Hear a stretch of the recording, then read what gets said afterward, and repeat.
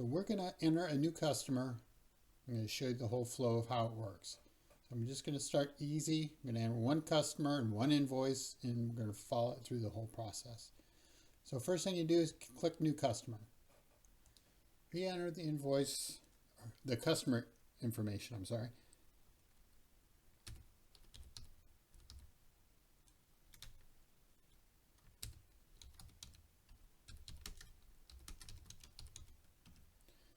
Enter the company phone number, company website if they have one, and then here you'll enter your contact name. This is the main person you're going to call regarding your accounts receivables that are past due. And then you can enter their contact number, or if it's just an extension number off the main number, you could enter that in there. And then enter their email address.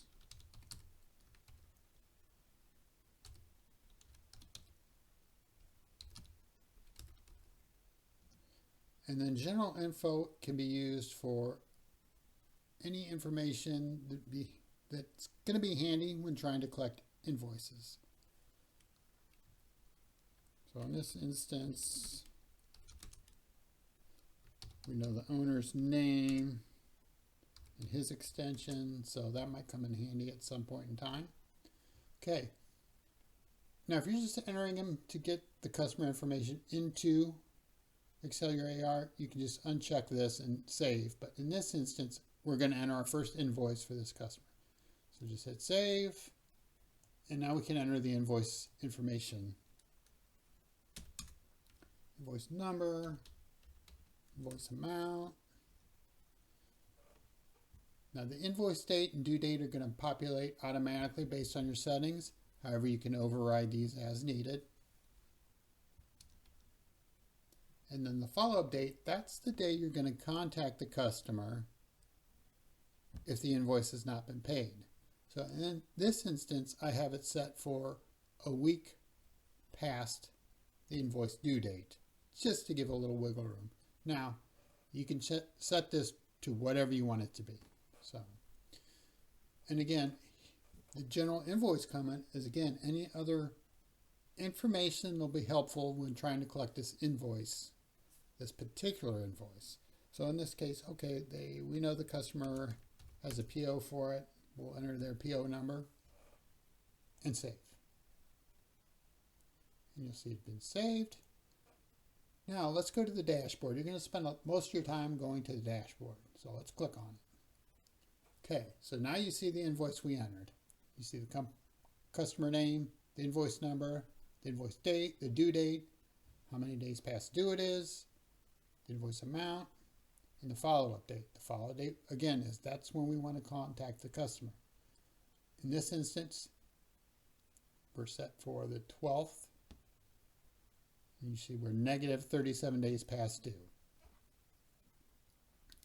Now you can double click on the customer or on the customer name here, and it'll bring up details. There's the customer information we put in earlier. Here's the invoice we put in to start tracking. So we'll go back to the main menu, and we'll go forward a few days and see what happens. Okay, let's fast forward. We fast forward now, it's December 7th. Let's go back to the dashboard, and you see the days past follow-up is a 0. That indicates today is the day we need to contact the customer if the invoice has not been paid. So once again, go to the customer name, double click on it, and now we're going to enter our first contact. So we called him, we talked to George, he said the invoice will be paid on the 15th of the month. So let's record that. So you just go to this symbol here, click on it twice, and you can enter the notes.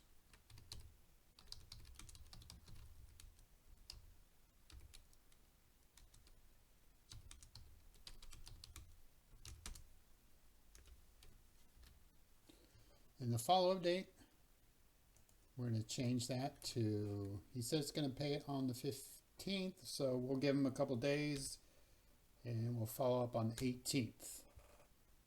And we'll save. And you'll see your comment that you recorded is now here. The follow-up date has been updated. Go back to the dashboard. You'll see it's showing a -11 for the days past follow-up. Okay, so we'll go back to the main menu and we'll fast forward a few days and come back. Okay, we fast forward a few days. Let's see what happens. Let's go to the dashboard. When we look at the dashboard now, we see the days past follow-up is a red 2 because we've missed the original follow-up date. So I want to show you how it does that. So that alerts you. Once you're past the follow-up date, it will show red in this field. So let's contact him again. Again, just double click here on the customer name. And again, there's our last comment. Missed the follow-up date. But that's okay. We're going to contact him today. We call. We talk to George. And he states the check was mailed yesterday.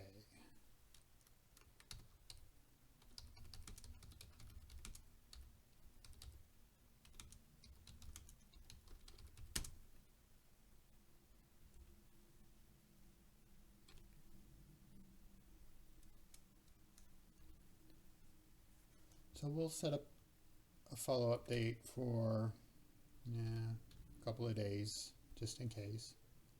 Save it. And now you'll see both comments are recorded. You'll see the follow-up date has been updated.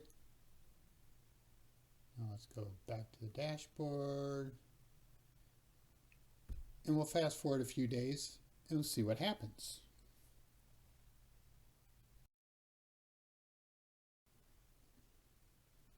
Okay, fast forward a couple of days. Guess what? Costanza PC Sales we've received their payment. So let's record it. There's a couple ways to do this. We could do the close invoices.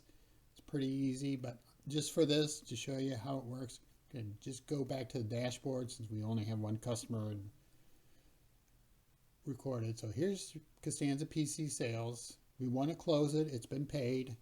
Just double click on the C here. And you mark it as closed. That was just a quick overview. This is more, well, this is not the best example because this is just a bunch of test data. If your dashboard looks like this, you're in bad shape. There's a lot of red negatives. But this is just test data. So some other things you can do, if you have a lot of customers with open invoices, you click down here, go all the way to the bottom, scroll back up. That'll take you all the way to the top. You can sort the dashboard a couple of different ways. You just double click on this and you can sort it by customer, due date, or invoice date. So we'll change it right now to by customer, and we'll select, and you'll see it's sorted by customer. And again, this is just garbage data that I've put in here while I'm testing and debugging everything.